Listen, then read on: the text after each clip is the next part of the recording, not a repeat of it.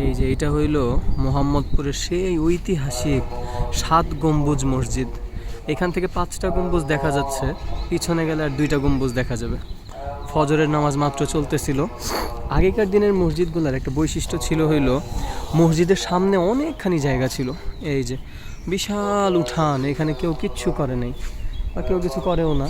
এই যে সামনে যে ত্রিপলিগুলো, এগুলো আগে ছিল না, আগে পুরা খোলা আকাশ দেখা যেত, কিন্তু এখন তাও একটা ত্রিপলি দিছে, নিচে ফ্যান দিছে। আবার এই যে বাগান, এই বাগানটাও মসজিদেরই অন্তর্ভুক্ত। মানে সবাই বলে যে এই বাগানটাও মোটামুটি, এই যে বাগান, হ্যাঁ, এটাও মসজিদেরই। এই মসজিদটার মধ্যে সেই ইংরেজি আমলের মসজিদ, এই কারণে অনেক কিছু এখনো ধরে রাখছে। কি কি ধরে রাখছে দেখাচ্ছি সামনে। এই যে মসজিদটার ভিতরে এখনো কোনো কালার মানে রং টং কিছু করে না। আগের যে সেই ঐতিহাসিক যে রংটা ছিল, ওই রঙই এখনো আছে পিলারগুলোর মধ্যে। এই যে সেই আগের যে রংটা। আর আগেকার দিনে একটা মজার জিনিস ছিল, প্রত্যেকটা মসজিদের সাথে মনে হয়, আমার জানা নাই, এরকম একটা করে হাউস থাকতো অজু করার জন্য।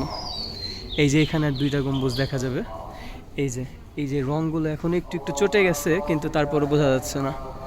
এই যে হাউস, এই জিনিসটা নতুন করছে যদিও। এই যে এখানে বসে এখান থেকে পানি পাস হয়ে যায়। আল্লাহু আকবার।